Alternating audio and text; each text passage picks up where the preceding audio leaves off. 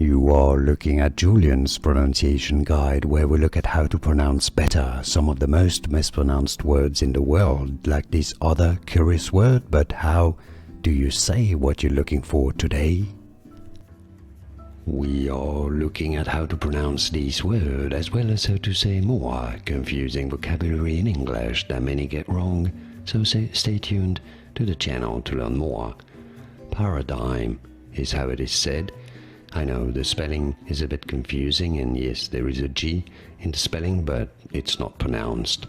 Paradigm.